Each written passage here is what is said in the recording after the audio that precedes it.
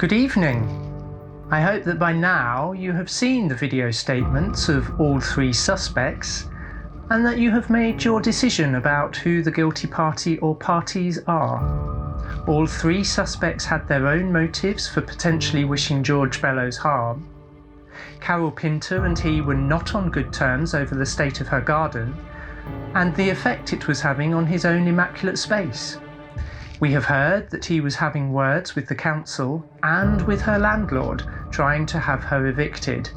And by her own testimony, I love it here. I'll be absolutely devastated if I ever had to leave. So, was she pushed too far at the prospect of losing the home she loved so much? Did she decide to bake a second batch of flapjack, this time with an added ingredient, and leave it on his doorstep as she went for her morning run?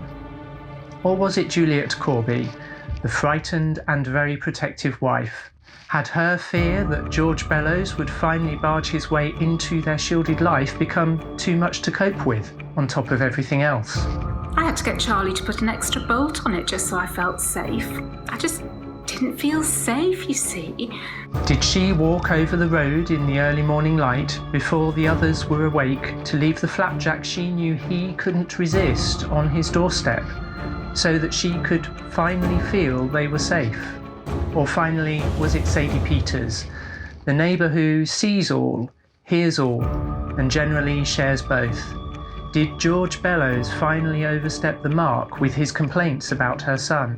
Were his accusations a step too far, and his behaviour in general towards the people she cared about no longer to be tolerated? Did she leave poisoned cake on his doorstep to rid the neighbourhood of a menace? All three could have done it. They all have opportunity and motive.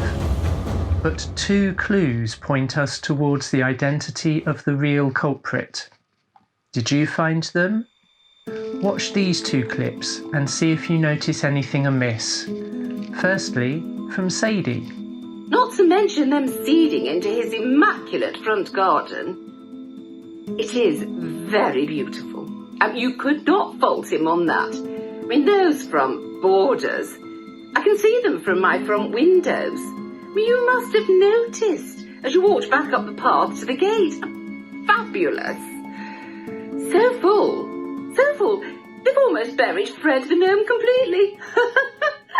Even Juliet commented on that. And now from Juliet. He didn't understand George. He wanted Charlie that time. He wanted to show him the planting in his front beds behind the wall. We can't see it from here. Did you spot it? When I first spoke to you a few evenings ago, I told you that the suspects had not been told how Mr. Bellows died, only that it was under suspicious circumstances. I also told you that his death would have been painless. So, how would you explain this seemingly caring statement? But then, well, I shouldn't speak ill of the dead, should I? At least he didn't suffer. At least he didn't suffer. How did she know that? Unless she knew how he had died. So, yes, our murderer is Mrs. Juliet Corby, unable to rest at the thought of her neighbour's total disregard for the safety of her beloved husband Charlie, and knowing that this would only get worse, she could see no other way. George himself had given her the idea of the flapjack. No doubt Sadie strengthened this at some point by also mentioning Carol's failed attempt at his favourite cake. After that, it was simply a case of making Mr. Bellows' favourite flapjack, adding an overdose of Charlie's ground-up medication to the mix, and going over in the early morning light to leave the treat on his doorstep.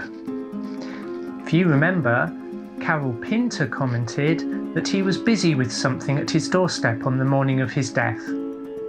Knowing the routine of her neighbours, having watched them from her window, it would have been easy for Juliet to time it to perfection. One can only imagine her anxiety at leaving the house after so long to commit a crime. As she walked back up the path to the front gate, however, she noticed the garden gnome, almost buried in flowers, which she mistakenly mentioned to Sadie Peters, something she could never have seen had she not left the house for weeks, as she claimed. So there you have it, a murder born of the unique times we are living through, a murder born of deep fear and anxiety. If you have enjoyed our small production, we would be grateful if you would show your appreciation by making a donation to this charity page. Thank you.